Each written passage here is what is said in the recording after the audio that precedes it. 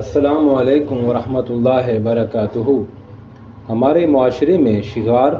یعنی وٹا سٹا کی شادی کا چلن ایک عرصے سے عام ہو گیا ہے، جس کے باعث قریبی رشتوں میں زیادہ تر بگاڑ، نفرت اور قتل و غارت تک کی نوبت دیکھی گئی ہے۔ اس المیے سے بچنے کے لیے آئیے دین اسلام سے رہنمائی لیتے ہیں کہ وٹا سٹا کی شادی جائز ہے یا ناجائز۔ جناب عنایت اللہ صاحب نے ضلع دادو سندھ سے پوچھا ہے کہ اپنی بیٹی کا رشتہ دے کر دوسرے کی بیٹی کا رشتہ لے سکتے ہیں؟ اسلامی تعلیمات سے آگاہ کرے۔ جناب عنایت اللہ صاحب، آپ نے جس طریقے نکاح کے بارے میں پوچھا ہے اسے شریعت کی زبان میں شغار اور ہمارے ہاں وٹا سٹا یا بدلے کی شادی کہا جاتا ہے۔ اس کا حکم یہ ہے کہ اگر فریقین اس بات کو ہی شرط اور اپنی ضد بنا لیں کہ ہم آپ کو اپنی بیٹی کا یا بہن کا رشتہ تبھی دیں گے جب آپ ہمیں اپنی بیٹی یا بہن کا رشتہ دے دیں، تو یہ سراسر غلط اور ناجائز ہے۔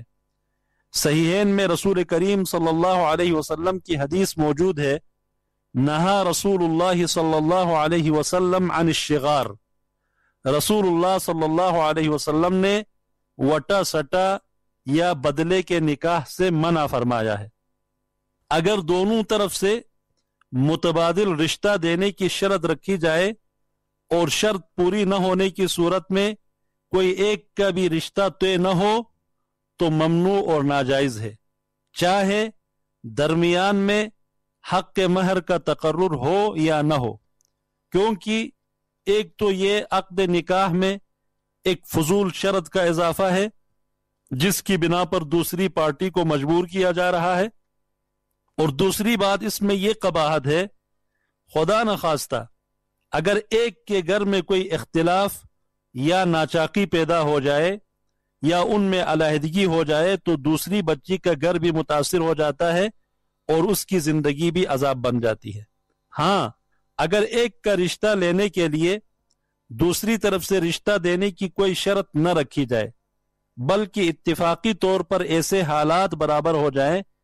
کہ جس گھر میں کسی کی بیٹی یا بہن کا رشتہ طے ہو جائے وہاں سے آپ کے گھر کوئی بیٹی یا بہن بیاہ کر آ جائے اور یہ بالکل آزادانہ اور طرفین کی مرضی سے ہو، کوئی شرط، زبردستی اور مجبور کرنے والی بات نہ ہو، اور ساتھ ہی ساتھ نکاح کے تمام آداب و شرائط بھی پورے ہوں، یعنی حق مہر وغیرہ کا تعین اور گواہ وغیرہ موجود ہو،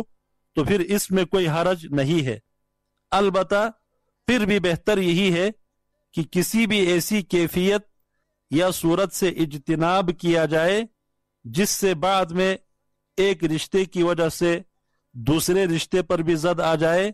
اور ایک گھر کی پریشانی